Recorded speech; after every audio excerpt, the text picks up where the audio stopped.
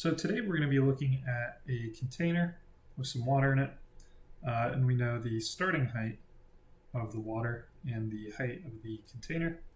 We're going to be finding out just how fast we have to spin this container, or I'll probably call it a cup, to get the water to start pouring out over the sides.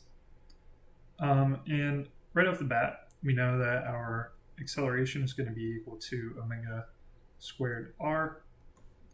And we know that our change in pressure with respect to our radial position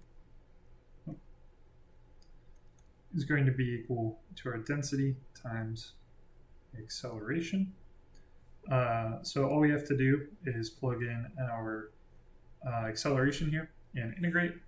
So we have the integral of, we'll have the integral of dp.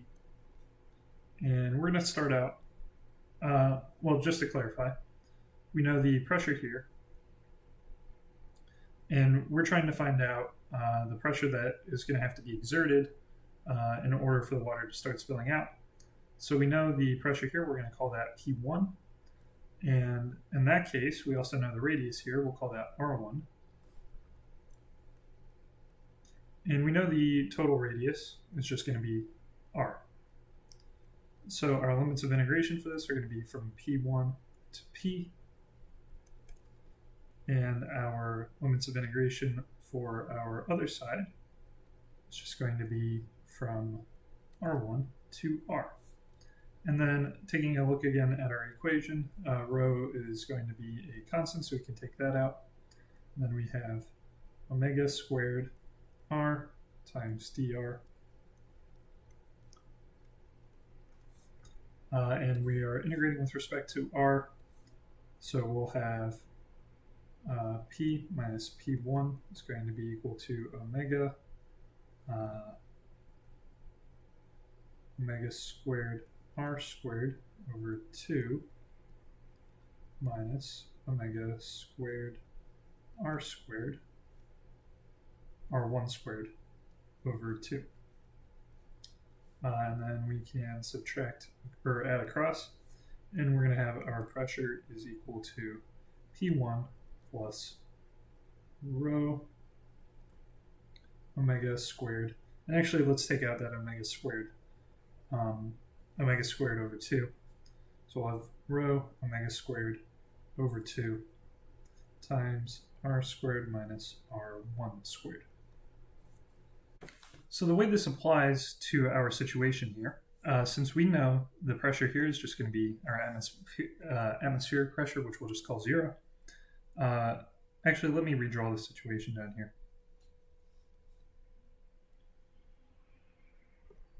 Wow, that was something. So we know the atmospheric pressure, well, this is just going to be the atmospheric pressure, but we'll just call it 0 for now.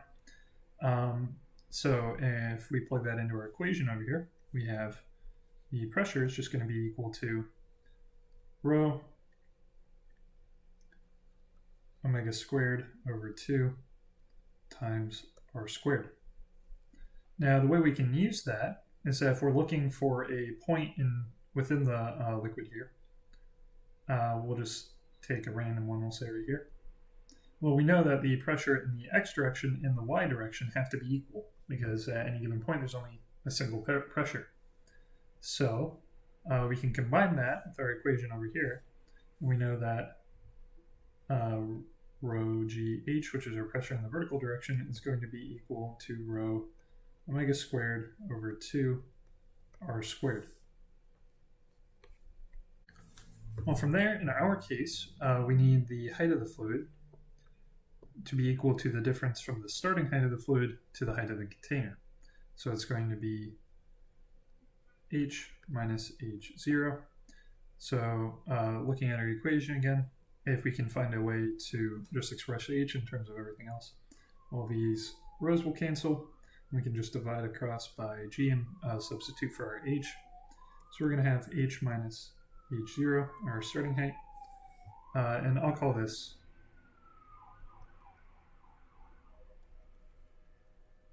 that capital H. Something's going on outside. Is equal to omega squared r squared over 2 times g. Hi, Carter. And let me clarify that real quick. Actually, this is just going to remain small h, and this is going to be our big H and our H0. Well, something you may have noticed is that if we have our cup here, we have our starting height, once we start rotating it, the height of the fluid is going to become depressed. Let me redraw the cup so they're actually, similar. So we need to find the difference, and let me make this a little more exaggerated.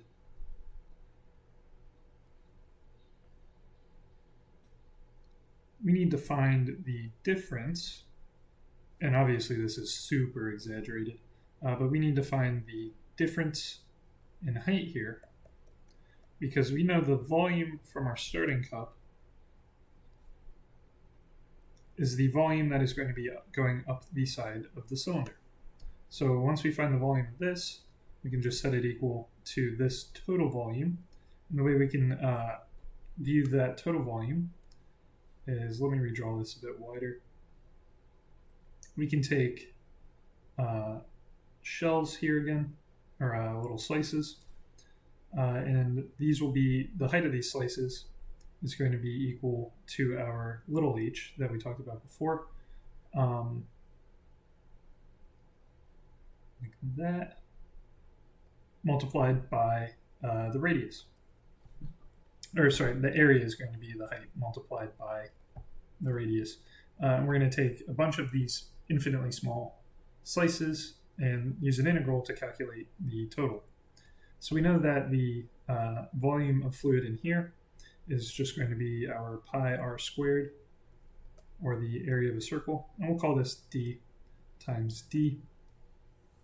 So we know that pi r squared, you know what, no, let me call this little h because it's representing the same thing.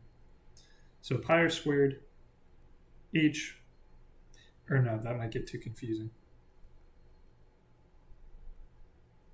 d, pi r squared d is going to be equal to the integral, and this is a throwback to high school calculus, but 2 pi r times h times, well, taken with respect to r. Carter's going wild. So from here, we have our previous h. We have the expression for that. It's just omega squared r squared over 2g. So we can go ahead and plug that in. So pi r squared d is going to be equal to 2 pi the integral of omega squared r squared over 2g dr. Sorry, my eye is real itchy. Well, from there we can see that the 2g, or I should say the 2, is going to cancel here, and then these pi's will cancel. So we're left with r squared d equals 2 pi omega squared r squared over g dr. So from before, we have that our depression height, and let's just say that this was the original starting level of the liquid. We know that we just solved for d, or little h here. I really gotta stop calling it that. So d is going to be equal to that. And from before, we have our starting height. We know that our starting height minus our depression here is going to be equal to the current height, which is going to be equal to h naught minus omega squared r squared over 4g. That's going to be our current height, and we want our current height to be equal to the total height of the cylinder. So we have that our total height is going to be equal to h naught minus omega squared over 4g. And from before, we know that our change in height from the bottom of our fluid is going to be equal to, sorry, I forgot an r squared, plus omega squared r squared over 2g. And again, we figure that out way back here. So this is our change in height, and this is our equation for our starting height.